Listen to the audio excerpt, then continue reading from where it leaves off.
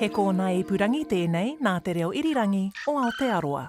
This is Mediawatch. I'm Colin Peacock. This week we hear how some political leaders got a helping hand from broadcasters to get a platform for things that they wanted to say on the air. Got a call from the National Party at 8:30, said they want to have Chris Luxon come on the program and make a statement, so he is with us. Very good morning. While one found it not so easy to get what he wanted for a big political reveal last weekend. We were expecting to have Bishop Brighton on the program today, but we couldn't agree on the terms of that interview. But first, local politics got national media attention this week in a place often overlooked by our national news media. But did the media focus on a bid to roll one local mayor actually end up influencing the outcome? These are the two opposing sides, really. Should it be Steve Perry that goes or should it be Ben Bell that goes? It seems that the feeling in the town is probably with Ben Bell at the moment. That was RNZ's Otago Southland reporter Timothy Brown on Tuesday's morning report on RNZ National, assessing the support for the two parties at loggerheads in Gore ahead of a district council meeting later that day. An extraordinary meeting for an extraordinary situation. Gore's councillors were considering a vote of no confidence in their 24-year-old mayor Ben Bell just 8 months into his first term, and also seeking to remove him from council committees. And the meeting was streamed live on the home pages of Stuff in the New Zealand Herald last Tuesday, even on the day that updates were still coming in on the fatal fire in Wellington. Welcome back to the media, and hello and welcome if this is your first time. I just want to go through some safety measures here today because there are so many of us in this building. If it is to get unruly at the back, I will stand up and ask for silence. But as it turned out, there was no need for any of that. The Deputy Mayor and 7 councillors who'd called for the vote didn't even move a motion of no confidence. No, we didn't. Then we shall move on if there is no further discussion. And what the Herald billed as a Gore showdown turned into a kind of kumbaya drum circle, according to the paper's former editor Tim Murphy, who's now the co-editor at Newsroom, who was looking on. Now, before the meeting on Tuesday, RNZ's Timothy Brown on Morning Report went on to make one thing clear: it wouldn't have made any difference even if the vote had gone against Ben Bell. You can't force a mayor from his chair. He is democratically elected. He has to resign. He has to die or be convicted of a crime resulting in 2 years imprisonment or greater. None of those appear particularly likely at the moment. But even though the vote would change nothing, Morning Report co-host Corin Dan wasn't wrong when he asked Timothy Brown this. This story has really sort of blown up into the national conscious now, hasn't it? It sure did, and at the same time, the impasse was on national television as well as RNZ National. TVNZ's breakfast show host Matty McLean introduced the story this way. Gore District Council is in tatters, with calls for Mayor Ben Bell to resign. New Zealand's youngest mayor was elected in October, but since then his term has been met with discord and controversy. Local Government Minister Kieran McAnulty told us councils are responsible for resolving their own problems, and at the moment statutory obligations are being met. But is the Gore District Council really in tatters if its obligations are still being met, as the Minister had said? Now, this sort of thing has happened not too long ago, and not a million miles from Gore, in fact, when the Invercargill City Council revolted against Sir Tim Shadbolt clinging to the mayoral chains. But even though he was a national figure, that got nothing like the national news coverage of this case in Gore. Likewise, a similar case in Tauranga in 2020, where the council and Mayor Tenby Powell were at daggers drawn. Now, at that time, Mike Hosking on News Talk ZB accused the Prime Minister Jacinda Ardern of plotting to take over dysfunctional councils. Why on earth are you making such suggestions? Because the department has written to both of the councils looking for information that they may involve the role of the minister in them. And you're suddenly making an assumption that we're going to take over. Well, that's one of the outworkings of the information they received from the letter they sent to them. Those councils were in fact just following the procedure for a breakdown in relationships by notifying the Department of Internal Affairs. But there was a lot of intriguing background to the tensions in Gore, and much of them were aired in Kristen Hall's report on TVNZ's Current Affairs show Sunday last weekend, introduced this way. It's a story of gossip, controversy and dysfunction. When the country's youngest mayor squeaked into power last year, a firestorm exploded, peaking just this week. Now, that peaking firestorm was the tip of an iceberg more than 2 decades in the making, according to what was billed as a special inquiry by newsroom.co.nz, headlined Mud and Gore. Tiano-based freelancer Vanessa Bellew had talked to more than a dozen departees from the Gore District Council over the years, and she said they spoke of a culture of fear where employees felt they weren't allowed to make mistakes or were even targeted if they were good at their jobs. She also said that the council had paid out a six-figure sum for severance settlements down the years, many of them with non-disclosure agreements attached, and a former chief financial officer told the newsroom that his mental health had suffered after being forced out, and Chief Executive Stephen Parry had even arrived on his doorstep in London to confront him long after his departure. But last week, the Gore District Council issued a statement to Newsroom in Stephen Parry's name, insisting that all severances had been professionally handled and that 2 surveys of the council staff had showed that 3/4 of them believed the management had created an environment of trust and fairness. Now, much of this was also covered off in TVNZ's Sunday show last weekend, which featured the long-time council CEO Stephen Parry. Trust has been eroded significantly. This is Steve Parry, the Gore District Council's chief executive for the past 22 years, speaking to media last month. The last 6 months would be the toughest 6 months I've had in my local government career. It's been a bit like a Led Zeppelin song, dazed and confused. But Mr Parry had refused, on legal advice he said, to be interviewed for that TVNZ Sunday show last weekend. And you could be forgiven for being a bit dazed by the twists in this yarn. Mayor Ben Bell's mother is Rebecca Taylor, who used to work at the Gore District Council. Her employment ended last year with a legal dispute that cost the council more than $300,000 in legal fees alone. Rebecca now works for councillor Joe Stringer, whose partner is Ben's former assistant, and they live next door to Ben. Rebecca works in the same office as councillor Robert McKenzie, who ran for council as part of a team with Joe Stringer and Ben. Rebecca was the campaign manager, and she's influenced public opinion of her son since her exit from council. Now, even before all this came to a head at this week's council vote, the tension was getting national media interest. Back in early April, for example, the Herald's daily politics podcast On the Tiles discussed the issue after Gore's new mayor appeared to be not too media-friendly himself. The mayor abruptly cancelled an interview with the Southland Times this week. This is after he walked out of a meeting the week prior where his working relationship with the chief executive was being discussed. And while some Gore councillors said that Bell's time in charge had been traumatic for them, the Spin-Off's Toby Manhire pointed out this week it wasn't at all obvious just what it was he was alleged to have done to spark a vote of no confidence, aside from some communication problems which Bell himself had acknowledged. While others wondered if the problem was simply, is it that Ben Bell is so young? TVNZ's breakfast show last Tuesday put that to Logan Sewell, the leader of the Young Elected Member Committee, which was created by Local Government New Zealand to support and encourage people under the age of 40 elected as councillors or mayors. Is this pretty indicative of what it is like for young people trying to get into local body politics? Look, I think we've seen similar cases across the country. Even myself personally have experienced it, but I think the difference there is a lot of our young elected members have had mentors to get them through this. It doesn't seem like Ben is getting that down there in Gore. And in Wellington the same morning, the local News Talk ZB host Nick Mills told his listeners that what Ben Bell faced was 100% ageism.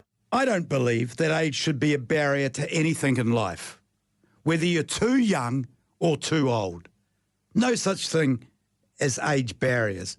But Nick Mills did go on to tell his listeners he did value experience in a local leader. Are they disadvantaged from the start? People were talking about Tory Whānau. She needed to have time to get her feet under the table. She will make rookie mistakes. But is it time we did change the rules and made it compulsory to have sat on the council for a term before running for mayor? Now, last year, Wellington's current mayor, Tory Whānau, displaced Andy Foster, who'd been a councillor for longer than most in the capital can remember, but he still couldn't corral councillors who didn't back him or the way he worked. News Talk ZB's daytime talkback callers are mostly not in Ben Bell's demographic, but most who called in were on his side. He's voted in. It just is what it is. You know what I mean? All these old bastards down there, want to do things the same old way. You've got the young broom coming along, and they're as reluctant to change. Well, if 110% support what he's doing. And last month, the Herald's On the Tiles podcast on this also sought the opinions of Nick Leggett, who was the youngest mayor in the country back in 2010, and another one-term mayor of Wellington, Justin Lester, who said this. Look, and I just want to pay tribute to Gore. It's a wonderful little community. I spent some time down there over the summer, this year actually, famous for their oats, for their rolling R's and their golden guitars. Stereotypes travel far, it seems. Anyhow, after the district councillors in Gore backed away from that motion of no confidence last Tuesday and the demand for Ben Bell's resignation, Ben Bell told the meeting this. I wholeheartedly agree with Councillor McKenzie that we have real potential here to come together, to reunite and to find a way forward, and what a redemption story it will be. It remains to be seen just how much interest the national media really has in Gore District Council getting it together, or not. But in RNZ's morning report last Thursday, Ben Bell's counterpart in New Plymouth, Mayor Neil Holdham, blamed the media for creating his problem. We had the Auckland Mayor Wayne Brown come in and he was framed as a sort of a strong leader and a new broom and big changes for Auckland. Yet the narrative for Ben Bell as a 23-year-old New Zealand's youngest mayor. But was it the national media attention which actually caused the remarkable reversal in that meeting? Logan Savoury has covered the Gore drama and produces the daily news service for subscribers, the Southland Tribune, which he kicked off this year after a long spell reporting for the Southland Times. I absolutely think that's the case. I don't know how you can go from publicly stating you lack trust in the mayor and you were concerned he wasn't acting in the best interest of both the community and the council, to a matter of a few days later the council setting out a press release saying the council's united, they're getting on with it. So public pressure, which come from extreme media intention, had to play a role in what was a pretty incredible flip-flop. Yeah, so in the Tribune this week, your publication, you asked the question, how did Gore end up in a primetime current affairs spot? As we've heard, there were similar situations, similar breakdowns between mayors and councillors in Tauranga and in Invercargill in your patch in recent years that didn't get quite this level of media attention outside, their own local areas. What was it about this that got the media so excited? I think it's absolutely the fact that Gore has New Zealand's youngest mayor, and it comes at a time when obviously there's been a bit of a spotlight on local government and whether it truly reflects the community in terms of age group, and the majority of councillors are probably 60, 65 plus, or certainly in that older age group bracket anyway, and you had a 24-year-old, and now 24-year-old as mayor, and at the same time a long-standing CEO who's been in the role for 20 years. And I think that attracted a lot of intrigue and quite significant media attention. As you mentioned, there was a bit of interest around the Invercargill situation given Sir Tim Shabolt's profile, but I think you're right, particularly in the Tauranga situation, if you compare it to Gore, I don't think the media attention has been the same. And maybe some of those elements, almost, I don't mean to trivialise it, but in terms of media trying to explain a story that people didn't know the characters at all around the rest of the country, the fact that Ben Bell's mother had a history with the council and a falling out that resulted in a six-figure payout and all of that, those sort of elements also played into it for the national media, just treating it as a bit of a yarn? Absolutely, yeah, there's lots of strands to it. I can understand the wider interest in it. But looking at this another way, Logan, if there had been, as some people allege, a culture of bullying and exclusion or that might have contributed to people leaving the council, leaving jobs, or some people saying they've been effectively forced out of them, and if this was going on over a period of a couple of decades, was this sort of media attention overdue? Were there things going on that maybe local media weren't bringing to attention of people that should have been concerned, and in the end it's a good thing that national media have got involved? Well, I think quite possibly. That doesn't necessarily mean that there isn't another side to it. Obviously, you could talk to senior staff at the Gore Council who are very complimentary of Steve Parry's leadership. I think the Gore Council situation is pretty well covered by local media, Southland Times, obviously us at the moment, and others. But you've got to remember it's a district of about 13,000 or maybe 15,000. So it naturally gets shuffled down the order a wee bit in priorities just because of the size of it. So I think what it does highlight, though, is the need to continue to cover these smaller councils, because as soon as we do end up in the situation, I don't think we are at Gore at the moment, but if it's not being covered at all, I think then there is potential for real issues.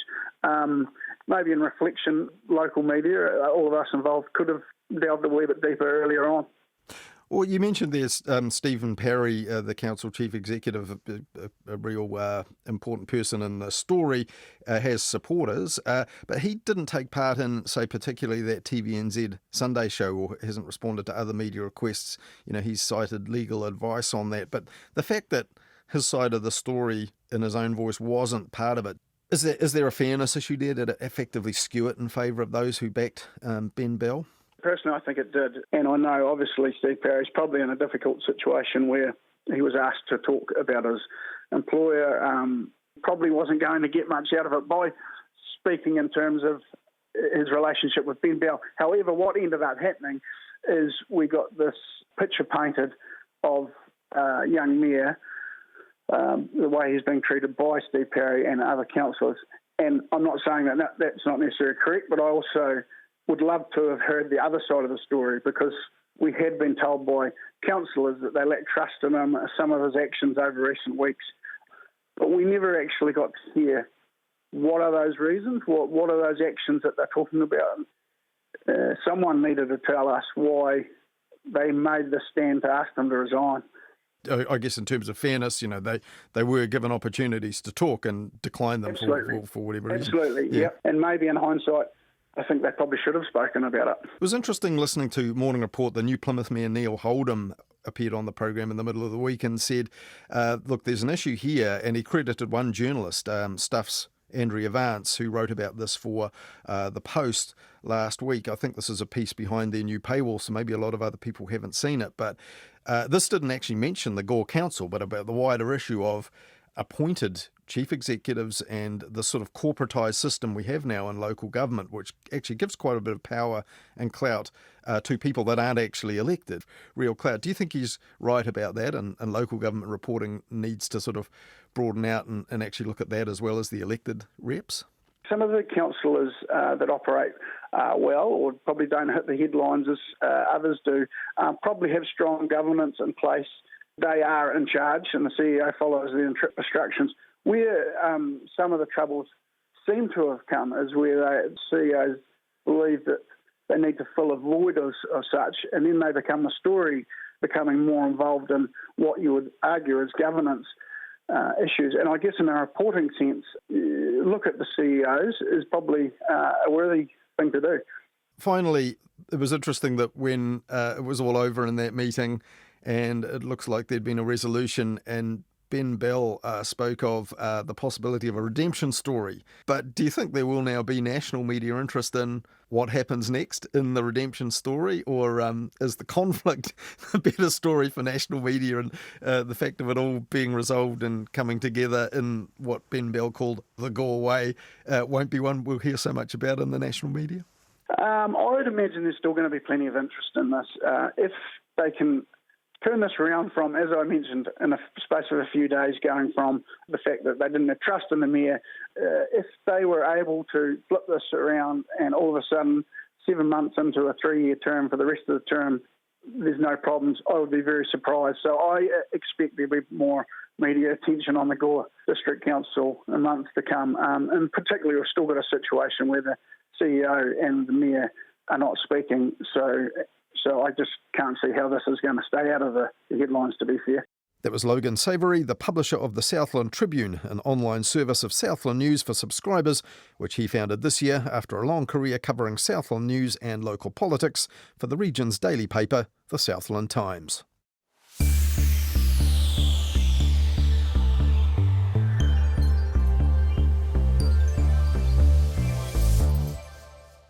Brian Tamaki may be launching another bid for Parliament this morning. There are rumours that this time it will be as leader of Freedom's NZ. We were expecting to have Bishop Brian on the program today, but we couldn't agree on the terms of that interview.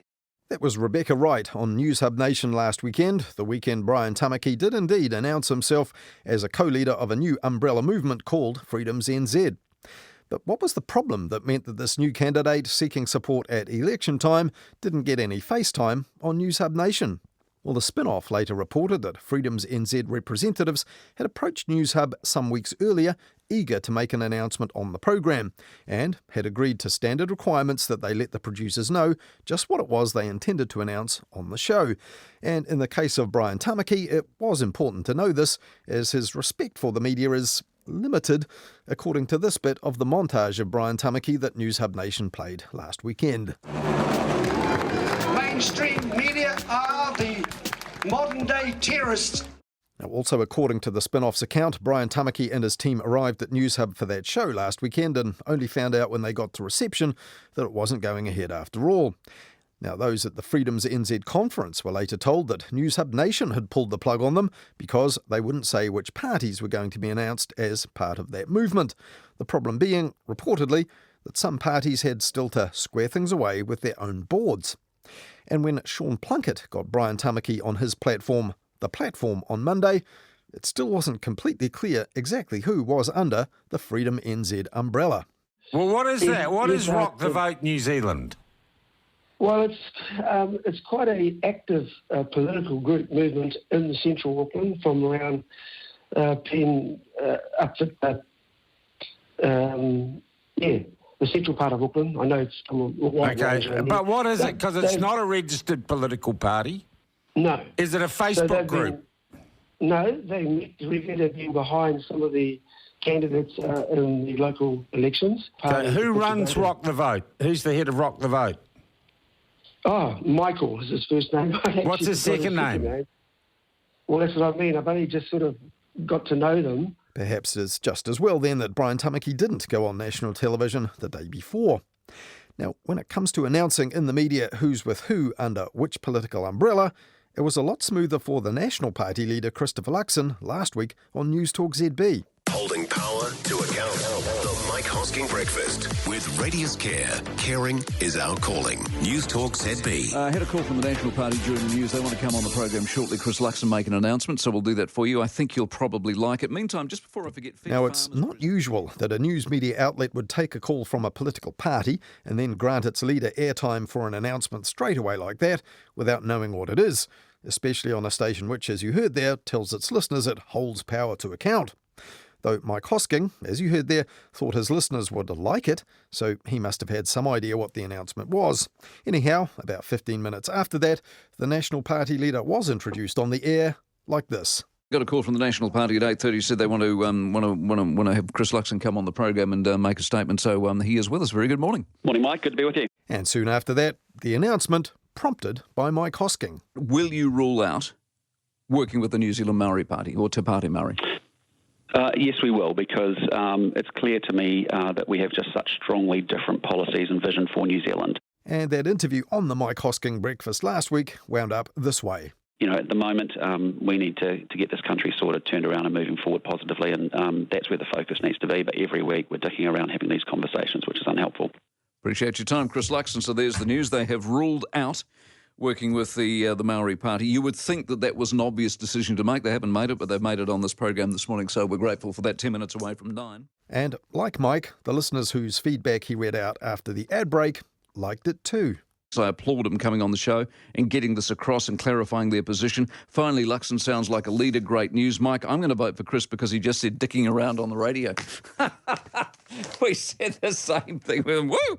However, what the Mike Hosking Breakfast billed as a new announcement wasn't really news to those who tuned into RNZ National and heard Morning Report's Ingrid Hipkiss ask Chris Hipkins this about 45 minutes earlier. Are you now ready to rule them out of any future coalition deals? Well, look, as I've said, it's just I can't see a way in which we would be working with the Māori Party. Our values are just not aligned. We believe in very different things. But Christopher Luxon had previously been careful to say it was merely unlikely that they could coexist with Te Pāti Māori in a coalition. So Ingrid Hipkiss then asked Christopher Luxon this for clarity. So you are ruling out working with the Māori Party? Yes, I can't see us working with the Māori Party going forward. And that cleared that up. And after Christopher Luxon announced it again on News Talk ZB, the National Party announced the stance in official statements online and in messages to party members about an hour after that, and then at a media conference after 10 a.m. Now, political editors and commentators said that this sudden captain's call from Christopher Luxon did firm up likely post-election coalition options for both blocs, but the National Party's move itself, they said, was no surprise. But there was a surprise to hear how easy it was for the National Party to get its leader on News Talk ZB with one phone call during a news bulletin to announce something he'd just made clear in another interview that same morning. And there were no problems either this week for Te Pāti Māori getting an exclusive interview with its new MP on Radio Wātea, the Mangere-based urban Māori station that's the biggest one in the nationwide network of iwi radio stations, Te Whakaruruhau. Because I think there's a lot that we need to hold the government accountable for the gaps that I'm seeing throughout my electorate, but throughout the nation. That was Meka Whaitiri winding up Wātea's Wednesday night show this week, Tamahere Talks, in which the host, John Tamahere, was introduced this way. He is without doubt one of the movers and shakers in Tau Māori. Pragmatic, assertive, bold. He's long been an articulate voice for urban Māori. A qualified commercial lawyer, he spearheaded the setup of Te Whanua Waipareta, a vehicle of empowerment he still runs nearly 3 decades on. And John Tamahere was also announced as having another significant political position. A former minister in the Labour government, he's now the president of Te Pāti Māori and is a highly regarded broadcaster, social and political commentator. And as a president of Te Pāti Māori, John Tamahere, according to many reports, played a key role in persuading his guest Meka Whaitiri to defect from the Labour government. The Pākehā political pundits and a few silly natives have opined that you haven't given them a proper excuse.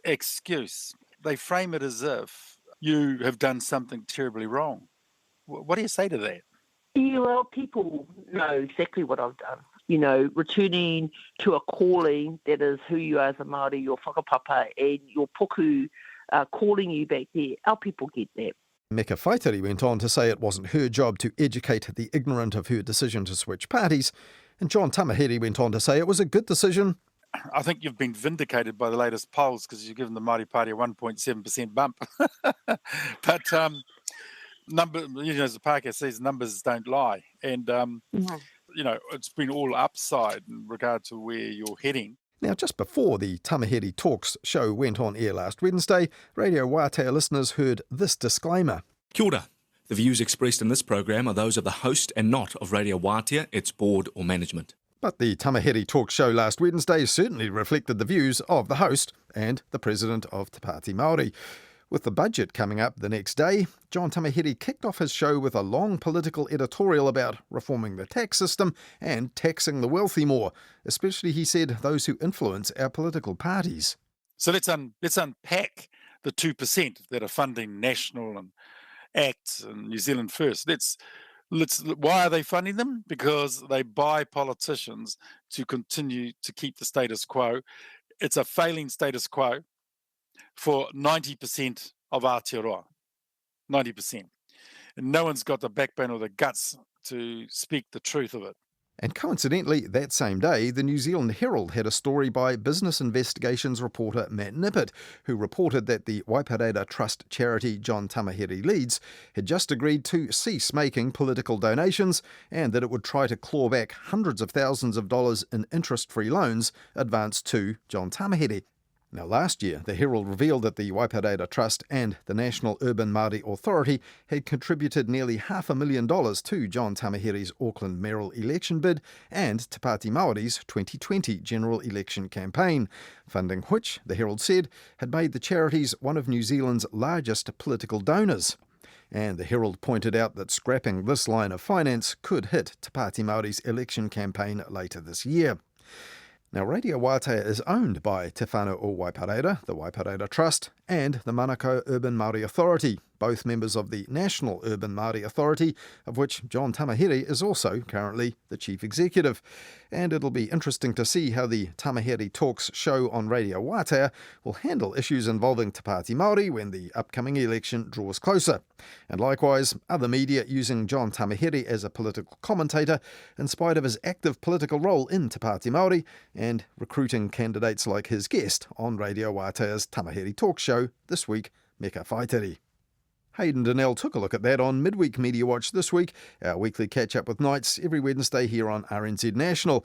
He also looked at some impressive political fact-checking and whether the media need to change tack reporting economists' forecasts.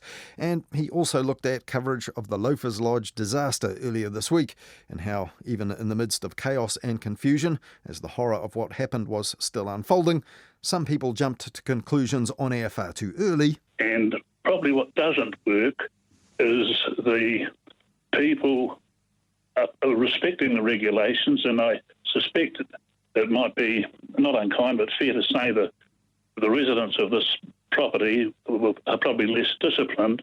But reporters gave us crucial context and pointed to the questions that need to be asked and answered in coming days. While the firefighters are being praised, at the same time they're almost saying, well, we're getting the job done in spite of the equipment and the resourcing constraints that we face, and it's gone on long enough. They've said to me, one of them said to me last night, I wonder if this is our Grenfell moment.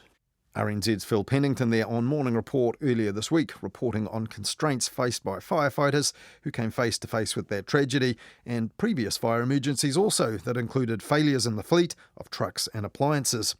And the Grenfell moment that they spoke of there too, Phil Pennington, was a reference to the Grenfell Tower disaster when 72 people died in a fire in London in 2017. Now, the circumstances were very different. Grenfell Tower was a much bigger building, clad in unsafe stuff, whereas the Loafers Lodge tragedy is now being investigated with arson as a possible cause. But both raised concerns about questions of adequacy of social housing provision, the response to safety concerns, and the capability of the emergency response. And in the UK, the role of the media in that, both before and after the Grenfell Tower disaster, has also been examined in the years since then. A large part of the failures leading up to Grenfell was this huge focus on deregulation, almost fixation really on getting rid of these regulations. Too much regulation, it stifles innovation. And when it comes to housing and safety and fire safety, it seems crazy. These regulations are in place for a reason. And we'll have more on that next weekend here on Mediawatch. But for now, that's all we have for you this weekend, though we'll be back again with more on the media with Midweek Mediawatch after the 10 p.m. news next Wednesday on Nights with Mark Leishman. And then back again with more Mediawatch at the same time next Sunday here on RNZ National.